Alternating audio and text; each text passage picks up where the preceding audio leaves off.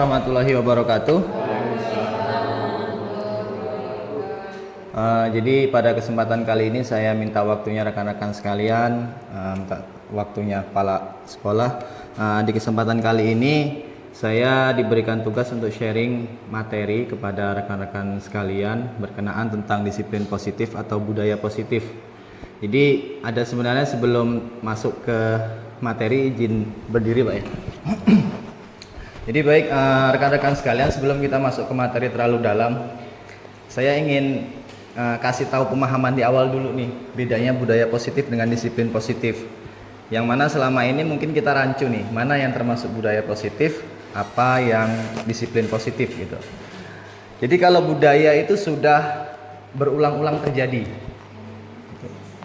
sedangkan disiplin positif itu baru akan diterapkan. Jadi kalau kita mengharapkan budaya positif di suatu sekolah, itu berarti budaya atau kegiatan yang sudah berulang-ulang terjadi di sekolah itu. Gampangnya kayak memungut sampah atau apa gitu ya, atau upacara setiap Senin, itu termasuk budaya positif. Sedangkan kalau kita ngomongkan disiplin positif, itu sesuatu yang baru akan kita rencanakan. Kalau itu sudah berulang-ulang terjadi, maka itu disebut dengan budaya positif. Oke, pada kesempatan kali ini saya akan sedikit menggambarkan, sharing saja tentang budaya positif. Ada beberapa materi. Yang pertama disiplin positif, teori motivasi, keyakinan kelas, posisi kontrol, dan segitiga restitusi. Oke, dari kelima materi ini kira-kira masih awam sekali, nggak paham nih apa nih? Atau udah pernah dengar nih ABC, gimana Bapak Ibu sekalian? Disiplin positif udah. Kalau teori motivasi ada yang sudah pernah dengar, ngelihat di YouTube, di TikTok, lain sebagainya. Keyakinan kelas paham lah kali ya kan, udah sangat sering sekali. Posisi kontrol ada yang segitiga restitusi, oke. Belum ya, oke. Lanjut Pak Aryadi. Oke, kita pemanasan dulu ya. Di sini ada pertanyaan pemantik, setuju tidak setuju. Ini bukan ingin ngejudge atau ingin menilai, bukan. Tapi kita coba kita tengok dulu apakah kita sudah paham dengan apa yang disampaikan oleh Pak Menteri, Mas Menteri itu dalam kurikulum ini tentang disiplin positif. Bapak Ibu silakan pilih setuju atau tidak setuju dari pernyataan ini. Yang pertama, hukuman dapat mendisiplinkan siswa. Setuju atau tidak setuju? Hah? Setuju? Setuju, oke. Ada yang tidak setuju? Hukuman dapat mendisiplinkan siswa. Setuju atau tidak setuju nih? Setuju, oke. Kedua, pemberian hukuman dengan hal positif seperti membaca atau membersihkan halaman sekolah dapat meningkatkan disiplin anak. Setuju tidak setuju? Kalau ada yang tidak, ngomong aja, enggak akan ada yang dihukum. Anak santai saja ya. Setuju ya? Oke. Ketiga, memberi penghargaan dapat meningkatkan motivasi belajar anak. Setuju tidak setuju? Oke, alhamdulillah. Ternyata dari 3 statement ini kita salah semua ya. Oke. Lanjut Pak Abi. Ya. Kenapa saya kata, oke, balik dulu Pak Ari ke belakang sebentar. Kita coba jelaskan kenapa itu jadi tidak setuju. Dan inilah yang diprogramkan oleh Kementerian mengenai disiplin positif. 3 pertanyaan pemantik yang harusnya kita pahami dari awal, yakni hukuman dapat mendisiplinkan anak. Jadi sekarang kita tidak bisa lagi menggunakan hukuman untuk mendisiplinkan anak. Nah, nanti akan kita bahas lebih dalam di materi ini. Kedua, pemberian hukuman dengan hal positif seperti membaca dan membersihkan halaman sekolah dapat meningkatkan disiplin anak. Menurut materi ini, hal ini sudah tidak boleh dilakukan lagi. Ketiga, memberi penghargaan dapat meningkatkan motivasi belajar. Hal itu juga salah menurut materi ini. Karena pemberian penghargaan itu malah akan mengendorkan motivasi anak. Ya, tidak boleh diberi pujian. Dan itu pertanyaan besar saya di awal ketika mempelajari materi ini. Kenapa kita sebagai guru tidak boleh memberikan pujian? Oke, kita lanjut Pak Ari. Bab 1, disiplin positif. Kegiatan kepalan tangan. Oke, kita akan buat lebih nyaman lagi dengan praktek aja ya. Oke, saya minta Pak Apriyadi, Pak Palas dan Pak Herman, silakan maju dulu. Iya, oke. Maju. Oke, oke. Di sini aja Pak Fala dan Pak Herman. Oke, ngadap ke sini, ngadap ke kamera ya.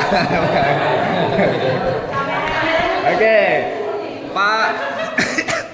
Pak Herman jadi A, Pak Fala jadi B ya. Jadi di sini Pak Herman akan saya suruh untuk mengepalkan tangan satu aja, sekuat-kuatnya. Ya pokoknya kepalkan tangan sekuat-kuatnya, dan Pak Fala akan mencoba untuk menyuruh Pak Herman untuk membukakan kepalan tangan itu. Ya, dan Pak Herman tugasnya menjaga kepalan tangan itu, paham? Kalau tidak setuju dengan apa yang disampaikan oleh Pak Fala, jangan buka kepalan tangannya. Mau dipaksa, mau diapakan terserah. Itu pokoknya terserah Pak Herman. Tapi Pak Fala mencoba untuk membuka kepalan tangannya. Saya akan kasih waktu sekitar hitungan 1 sampai 20 lah biar tidak terlalu lama ya durasinya. Oke, 1, 2, 3. Oke, silakan Pak Fala. 1, 2, 3. Terserah, lakukan apa saja. 4, 5, 6, 7, 8, 9, 10, 11, 12, 13, 14, 15, 16, 17, 18, 19, 20. Oke, selesai, kita beri aplaus ya. Silakan duduk kembali. Terima kasih. Oke, ada yang bisa menyimpulkan apa maksudnya kegiatan ini? Sebenarnya itulah yang terjadi antara kita dengan murid. Itulah yang terjadi antara guru dengan siswa. Sebenarnya posisi kontrol terbaik dalam menentukan sebuah tindakan, sebuah keputusan itu ada di tangan siswa. Kalau yang tadi dipegang oleh Pak Herman. Sekeras apapun seorang guru memaksa anak melakukan sesuatu, jika anak itu tidak mau, maka tidak akan terjadi apa-apa. Karena posisi kontrol itu ada di murid. Guru melakukan sebaik-baiknya, memaksa, menyuruh, memerintah, melakukan apapun. Kalau anak tidak mau membuka kepalan tangannya, maka kepalan tangannya tidak akan terbuka. Lalu apa yang bisa kita lakukan sebagai seorang guru? Lanjut Pak Aryadi.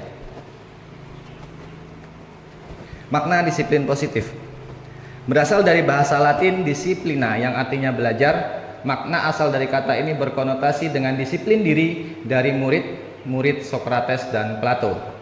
Disiplin diri membuat orang menggali potensinya menuju sebuah tujuan apa yang dia hargai. Namun dalam budaya kita, makna kata disiplin telah berubah menjadi sesuatu yang dilakukan seseorang pada orang lain untuk mendapatkan kepatuhan. Kecenderungan umum adalah menghubungkan kata disiplin dengan ketidaknyamanan, bukan dengan apa yang kita hargai atau pencapaian suatu tujuan mulia.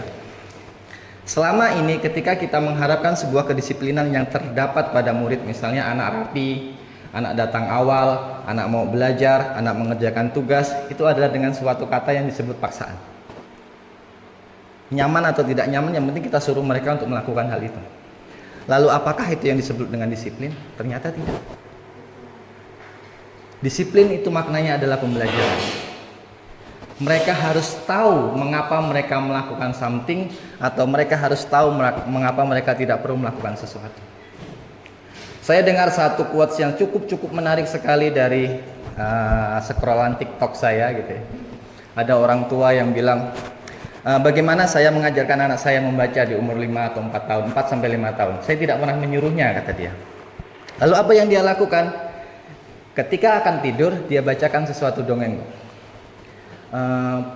Dongeng-dongeng kesukaan anaknya, dongeng binatang-binatang. Dia cerita dinosaurus itu ketika sudah sampai di tengah dia berhenti, lalu dia tutup bukunya dan bilang, waktunya habis, saya mau tidur dulu, saya mengantuk. Anaknya penasaran, apa lanjutannya? Kalau kamu penasaran, kamu harus belajar membaca. That's the point. Seseorang akan melakukan something ketika dia tahu tujuan apa yang ingin dia pelajari. Untuk apa dia belajar bahasa Indonesia? Buat apa? Kalau mereka tidak tahu tujuannya atau tidak ada rasa ingin tahu mempelajari sesuatu itu, bagaimanapun kita memaksanya, tidak akan terjadi apa-apa. Tetapi ketika mereka punya something yang akan mereka punyai, misalnya aku ingin baca supaya tahu jalan ceritanya tadi, maka tanpa disuruh lagi, tanpa dipaksa lagi, mereka akan dengan sukarela mempelajari hal itu. Lanjut Pak Aryadi. Oke, teori motivasi. Jadi ada 3 teori motivasi. Tadi masuk ke disiplin diri, sekarang masuk ke teori motivasi. Teori motivasi itu sebenarnya ada 3. Yang sering kita gunakan itu yang pertama dan kedua. Nggak tahu kalau mungkin udah ada yang menggunakan yang ketiga. Yang pertama adalah ketidaknyamanan atau hukuman apa yang akan terjadi apabila saya tidak melakukannya. Ketika misalnya Bapak Ibu mohon maaf ikut rapat hari ini, teori motivasinya apa? Apakah karena ketidaknyamanan, tidak nyamanlah dengan Pak Slamet kalau tidak datang, atau tidak nyamanlah dengan Pak Randy kalau udah ikut misalnya. Kalau tidak nyaman berarti motivasi Bapak Ibu masih berada di level 1. Dan itu yang kita juga harus cari tahu dari anak. Ketika mereka belajar, mereka masuk ke teori mana? Yang kedua, untuk mendapatkan imbalan dari orang lain atau institusi. Misalnya ketika Bapak Ibu hadir di sini, rapat hari ini, kalau ingin hanya yang dapat nanti kalau tidak gaji P3K-nya tidak keluar misalnya. Ketika kita masih pada tahap itu, maka kita masih masuk ke level yang kedua. Lalu apa level yang ketiga? Level yang ketiga adalah untuk menghargai diri sendiri. Saya akan menjadi orang seperti apa bila saya melakukannya. Gampangnya kita kasih contoh besarnya, misalnya anak membuang sampah. Ketika anak membuang sampah itu karena faktor hukuman, kalau kamu tidak buang sampah ini, kamu dihukum lari misalnya. Maka itu masuk ke level 1. Ke level 2, ketika mereka buang sampah karena faktor ingin dipuji oleh gurunya, wah hebat, kamu rajin ya mau buang sampah, itu level kedua. Tetapi ketika mereka buang sampah karena dia bilang dan ingin bahwa lingkungannya itu bersih dan tidak mau ada sampah di sekitarnya, maka dia masuk ke level 3. Jadi motivasi yang pertama itu motivasi eksternal dan yang ketiga itu motivasi internal. Jadi motivasi yang timbul dari dalam diri, dan itu yang kita ingin lakukan kepada anak didik kita. Sehingga setiap murid-murid yang ada di SMA Negeri 3 Batu Ampar itu punya motivasi internal. Tidak perlu disuruh lagi, tidak perlu dihukum lagi, atau bahkan mereka tidak perlu dipuji dulu ketika mereka melakukan sesuatu. Lanjut Pak Ari. Dihukum oleh penghargaan. Nah ini ya, ini yang sering kita lakukan dan dulu sangat sering saya lakukan. Penghargaan. Kita puji anak, wah hebat, wah keren, wah ganteng, wah. Ternyata ada hal-hal yang nanti bisa kita sharingkan ya, masalah. Karena saya juga masih ngotot nih, ngapa penghargaan ini tidak boleh gitu. Oke, kita lanjut ya. Kita lanjut ya. Bahwa penghargaan berlaku sama dengan hukuman.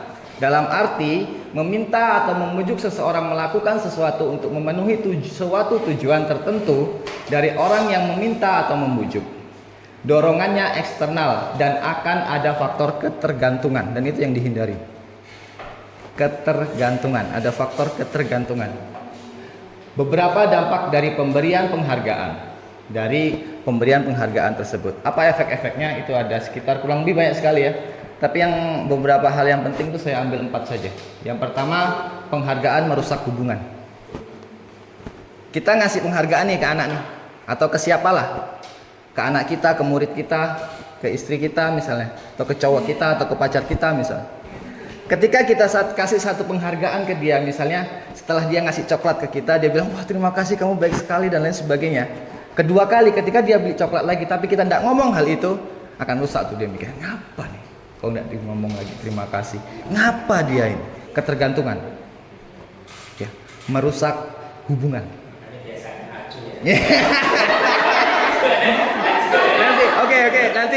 Nanti ada teorinya ya, dalam pemberian pujian ada teorinya, gitu, ada teorinya ya. Jadi jangan dikasih iyalah gitu ya. Terima kasih boleh lah, terima kasih boleh, tapi pujian berbeda ya. Kalau terima kasih dari pemberian itu oke. Tapi kalau pujian dari hal itu, itu yang harus kita garis bawahi. Kedua, penghargaan mematikan kreativitas. Saya baca di materi saya, tapi tidak saya sampaikan. Tapi saya kasih gambaran saja. Ada penelitian yang sudah dilakukan. Jadi ada 50 anak. Satunya setiap dia mengerjakan sesuatu dia dikasih hadiah. Satunya tidak. Ternyata setelah kurang lebih 3 bulan, anak-anak yang dikasih penghargaan itu, ketika dia tidak dikasih penghargaan lagi, mereka hilang kreativitasnya. Sedangkan anak yang dari awal tidak pernah diberikan penghargaan, mereka semakin meledak-ledak kreativitasnya. Karena tadi itu faktor ketergantungan.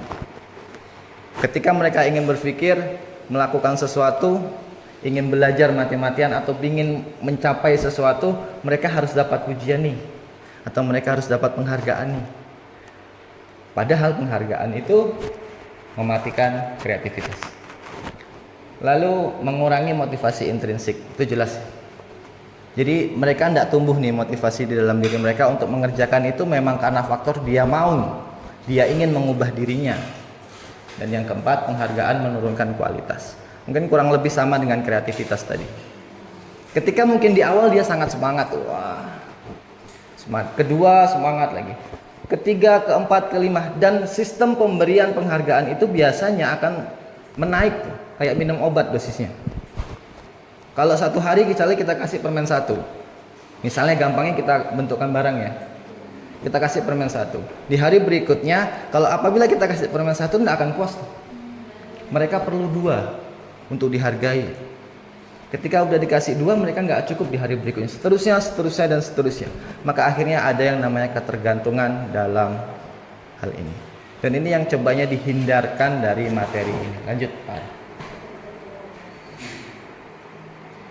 Ya, ini bentuk program kebajikan atau apresiasi. Jadi apresiasi itu boleh, bukan tidak boleh atau dilarang 100%. Tetapi ada caranya. Yang pertama adalah beri pengakuan secara khusus. Jangan di depan umum. Ketika kita ingin memuji seseorang, jangan dilakukan di depan umum. Kenapa? Karena akan mengganggu konsen yang lain. Kalau ingin memberikan penghargaan, buat face to face. Buat dengan murid, misalnya diajak ke kantor, oh kamu bagus tadi ya, misalnya bla bla bla. Jangan dilakukan di depan khalayak ramai.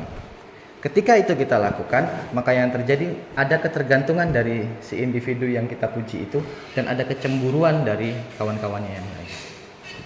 Yang kedua, beri pengakuan secara pribadi, khusus pribadi. Kemudian yang ketiga, beri pengakuan kepada semua murid secara bergantian. Tidak boleh pilih kasih. Ketika kita ingin memberikan sebuah penghargaan atau kepada murid, kita tidak boleh pilih si A, si B, si C saja, yang lainnya tidak. Kalau mau beri semuanya. Misalnya gampangnya kemarin dapat contoh itu kayak buat kue. Jadi ada guru itu suka buat kue. Mereka guru itu buat kue, kemudian buat kue dibagi ke satu kelas. Makan sama-sama misalnya. Itu satu penghargaan karena kita sudah selesai mempelajari materi ini misalnya. Makan bersama gitu. Tapi tidak boleh juga itu di awalnya diberikan embel-embel. Sebelum ulangan, nah, kalau yang dapat sekian nanti kita makan kue bersama, itu juga tidak boleh. Misalnya setelah kita belajar selesai, nah kita makan bersama. Ini ibu bawakan kue, mari kita makan sama-sama. Misalnya ya. Oke, yang ketiga fokus pada proses. Nah, fokus pada proses ini ada lanjutannya di slide berikutnya. Belakangnya Pak. Oke, ini. Itu tadi Pak. Oke, contoh pengakuan atau apresiasi kebajikan. Pembukanya, contoh ya ini ya. Kemarin saya perhatikan rasa empatimu besar sekali. Situasinya pada saat menolong murid baru di kelas kita. Detail. Jadi kita tidak boleh nih ngasih pujian misalnya, kamu hebat. Udah selesai. Dia tidak tahu nih hebatnya di apa. Makanya kita harus detail. Kasih pembukanya, kasih nilai kebajikan apa yang dibuat. Misalnya empatinya besar, kepedulianmu bagus, rasa tanggung jawabmu bagaimana. Harus detail. Dan berfokus kepada proses, bukan hasil. Kepada proses. Misalnya tadi ini, saat kamu memungut kertas yang berserakan di lantai. Jadi tidak boleh berhasilkan hasil. Misalnya gini, bagus ya kamu dapat nilai tinggi, itu tidak boleh. Karena itu berfokus pada hasil. Tetapi berfokus pada proses. Bagus ya karena kamu sudah berusaha dengan baik, bertanggung jawab melaksanakan tugasmu. Itu boleh. Tapi kalau hasil itu tidak boleh. Bisa dipahami Bapak Ibu? Mungkin agak ribet sih ya, bisa, tapi bisa lah ya. Anggap aja bisa lah ya. Saya juga seperti itu, saya menganggap bisa. Oke, lanjut Pak Aryadi ya. Oke, tugas perbedaan hukuman dan konsekuensi. Ini saya minta nih kawan-kawan sekalian untuk bantu jawab ya, karena saya belum dapat jawabannya nih. Oke, misalnya mencatat 100 kali di dalam buku kalimat saya tidak akan terlambat lagi karena terlambat ke sekolah. Saya tidak akan terlambat lagi. Jadi dia nyatat 100. Itu hukuman atau konsekuensi? Hukuman ya. Oke, kita ingat-ingat ya. Lari mengelilingi lapangan basket 2 kali karena terlambat hadir di sekolah. Hukuman atau konsekuensi? Hukuman. Oke. Murid diminta untuk push up 15 kali karena tidak menggunakan masker ke sekolah. Hukuman atau apresiasi? Konsekuensi? Hukuman. Menggantikan kertas tugas teman yang telah dicoret-coret. Hukuman atau konsekuensi? Oke. Membersihkan tumpahan air di meja tulis karena tersenggol pada saat belajar. Hukuman atau konsekuensi? Murid disuruh untuk tidak mengenakan sepatu seharian di sekolah karena tidak mengenakan sepatu hitam. Hukuman atau konsekuensi? Dia tidak boleh pakai sepatu tuh.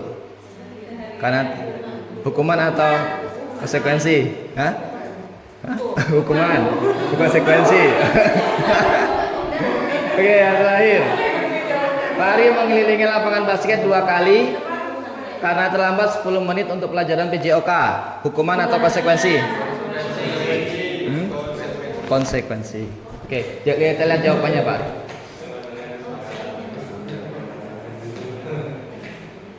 Anunya enggak ada ya Pak Arya sebelumnya? Jawabannya enggak ada ya? Oh, berarti saya lupa masukkan ya. Oke, yang terakhir itu konsekuensi ya. Yang pertama itu hukuman, kedua itu juga hukuman, ketiga hukuman, menggantikan itu konsekuensi, membersihkan tumpahan air itu konsekuensi, disuruh mengenakan sepatu itu hukuman. Hukuman. Jadi ada yang tahu pembeda antara hukuman dan konsekuensi? Dasarnya saja. Ada yang ingin menyampaikan? Satu kata. Gimana? Sengaja tidak sengaja. Oke, yang lain? Berkaitan dengan apa yang dilakukan. Jadi kalau yang dilakukan itu kaitannya kan macam keliling lapangan itu, jadi kan nggak ada kaitannya dengan ketidakhadiran gitu Pak. Oke. Kalau dia tadi menggantikan tugas temannya yang coret-coret kan ada konsekuensinya kan? Sesuai dengan apa yang dilakukan gitu. Ya, misalnya gampangnya saya dulu selalu berpikir itu kan kenapa ketika kita ditilang karena tidak memakai helm kita tidak pernah disuruh untuk membeli helm. Itu dulu sering saya pikirkan. Karena itu kan berefek bagus ya. Kenapa kita harus bayar pajaknya? Kenapa kita tidak disuruh beli helm saja? Gitu kan? Nah, gitu. Hal-hal seperti itu ya Pak Selamat ya. Oke, yang lain ada yang ingin ditambahkan? Apa garis besarnya?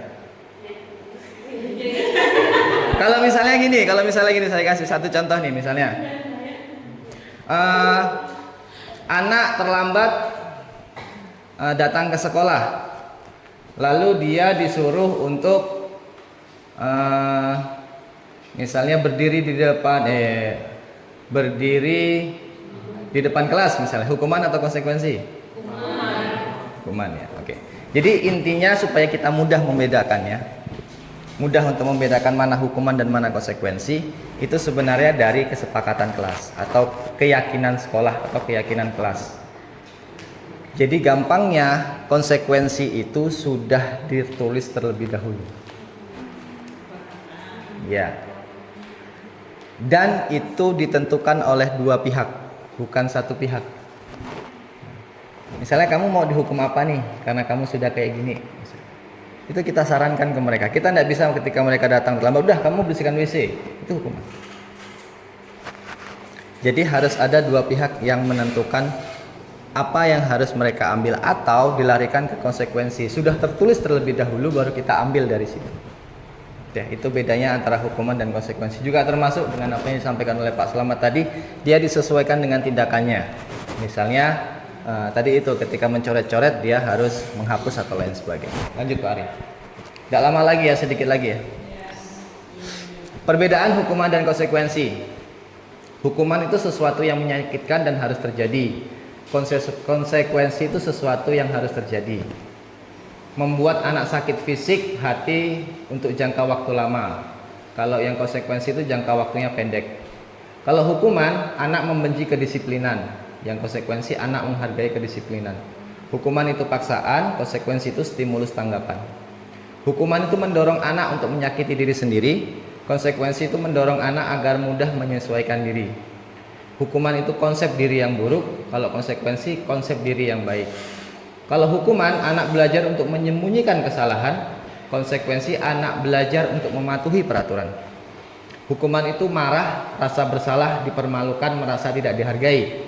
Konsekuensi itu kehilangan hak, dibuat tidak nyaman, diasingkan untuk sementara waktu atau time out. Oke, lanjut Pak Ari. Nah, kita lalu lanjut ke restitusi. Jadi dari level tadi ada level hukuman, ada level konsekuensi, dan akan yang kita ambil adalah level restitusi.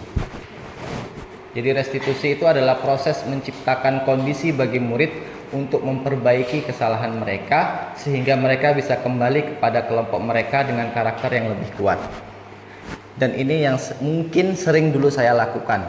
Ketika anak melakukan kesalahan, kita keluarkan mereka dari kelompok. Ya atau tidak?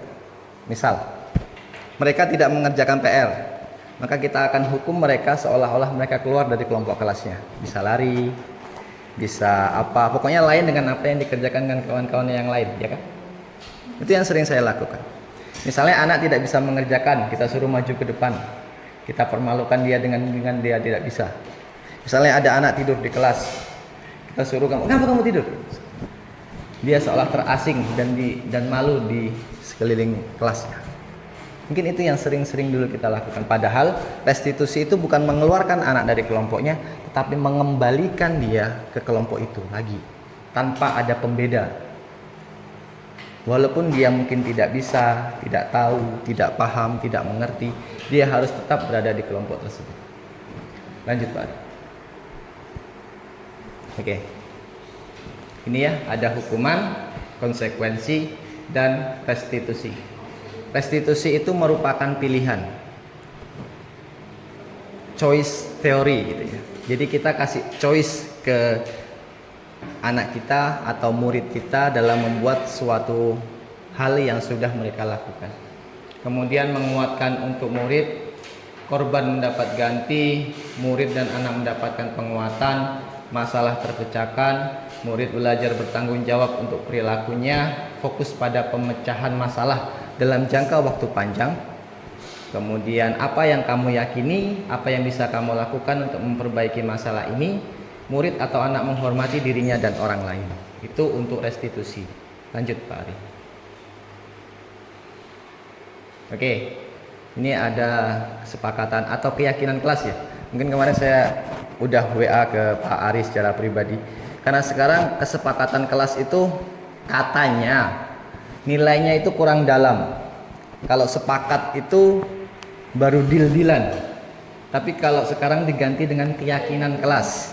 Jadi dia lebih yakin untuk menjalankan aturan. Sebenarnya bahasa makna sih. Hanya bahasanya saja. Cuman itulah yang sekarang digaung-gaungkan di guru penggerak itu, kalau sekarang dirubah dengan keyakinan kelas. Bukan sepakat lagi, tapi sudah yakin untuk menjalankan hal itu. Oke, dari dua ini, menurut Bapak Ibu mana yang termasuk keyakinan kelas? Yang sebelah kiri, sebelah atau yang A atau yang B?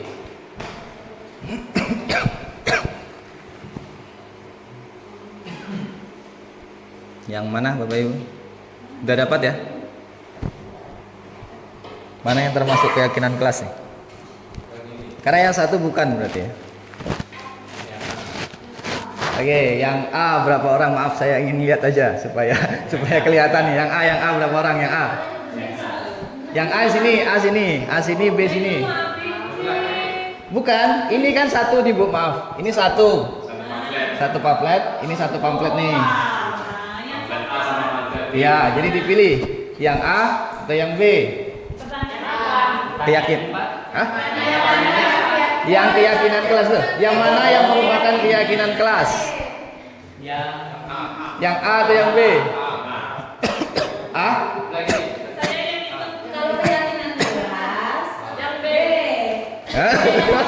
Loh, A yang B. Yang A atau yang B? Atau yang A atau yang B? Oke. Hah? Yang B, ada yang A juga ya.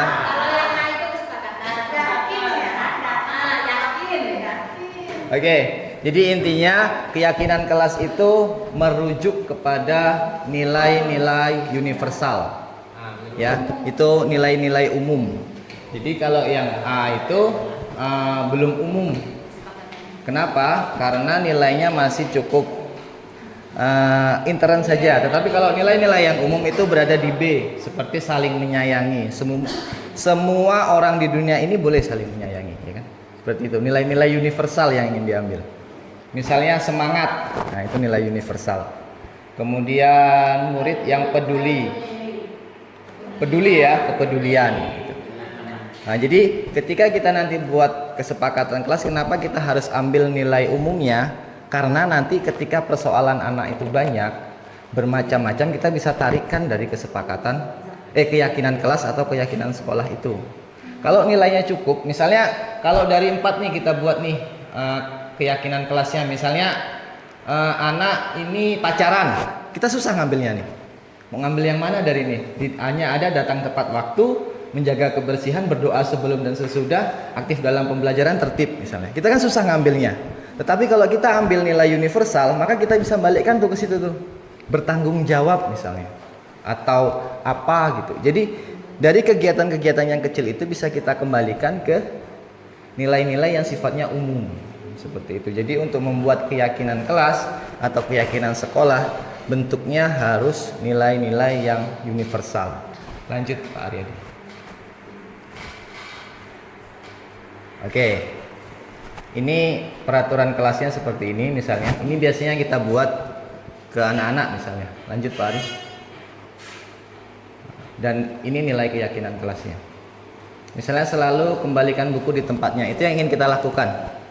Maka kita buat keyakinan kelasnya tanggung jawab. Misalnya dilarang mengganggu orang lain, kita buat keyakinan kelasnya menghormati orang lain. Menghormati itu kan seluruh dunia itu pasti ada respect atau menghormati. Hadir di sekolah 15 menit, menghormati orang lain atau komitmen. Dilarang melakukan kekerasan, itu berarti keselamatan, menghormati orang lain. Dilarang menggunakan narkoba, itu misalnya nilai kesehatan. Bergantian atau menunggu giliran, menghormati orang lain. Bersabar, menggunakan masker, itu juga kesehatan. Jangan berlari di kelas atau koridor, itu keselamatan atau keamanan. Jadi ketika kita ingin buat keyakinan kelas atau keyakinan sekolah, mungkin nanti rekan-rekan wali kelas bisa membuat dan menempelnya di kelas. Karena itu nanti kita akan kembalikan lagi terus tiap peraturan itu ke situ.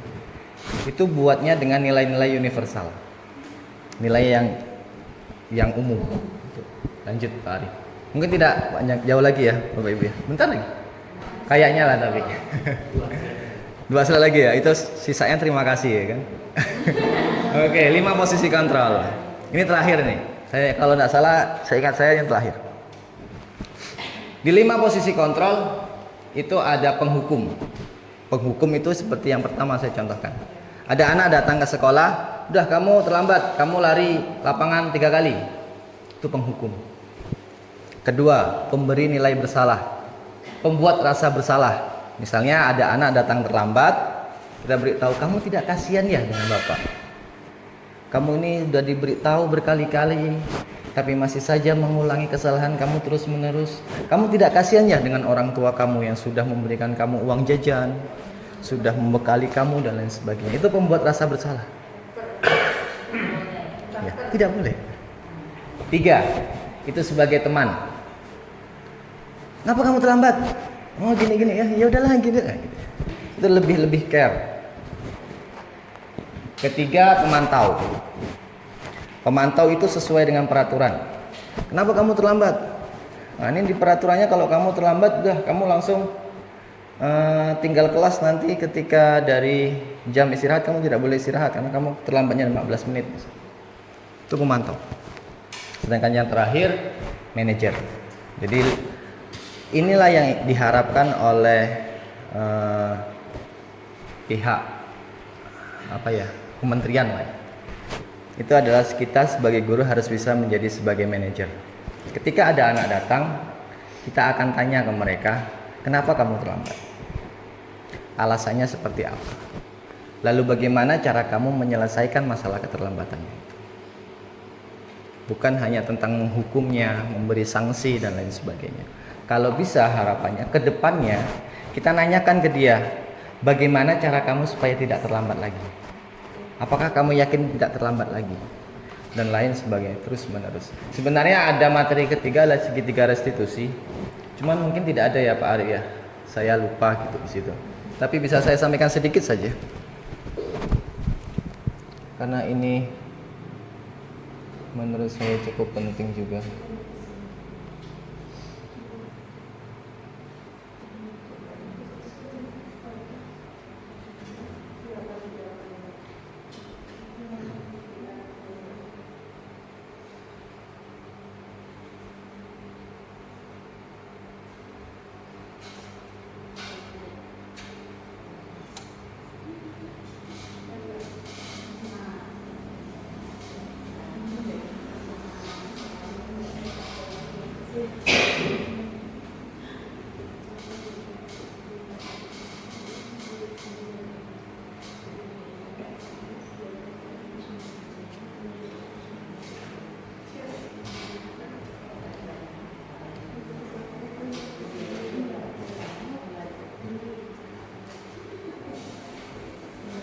Ya, di sini ya. Jadi saya sudah membuat segitiga restitusi dari kegiatan atau dari kesalahan yang dibuat oleh salah satu murid kita itu Agus itu ya, karena dia sering tidak masuk sekolah dan terbentuk dengan kerjanya. Jadi di situ langsung masuk ke bawah aja Pak Ari, geserkan ke bawah. Ini pengenalan di awal, oke. Di situ ada menstabilkan identitas, bisa lihat ya. Jadi di segitiga restitusi itu yang paling penting itu, yang pertama menstabilkan identitas. Kita harus stabilkan dulu murid itu. Maksudnya dalam arti bahwa kesalahan yang dia punya itu bukan sesuatu yang benar-benar mutlak sebuah kesalahan. Contohnya, kalau saya di sini, mana tadi Pak? Naik ya. Oke, stop. Bapak mengerti menolong orang tua untuk bekerja itu baik, itu adalah upaya kita untuk memperbaiki, untuk berbakti kepada orang tua. Itu ya. Itu namanya menstabilkan identitas.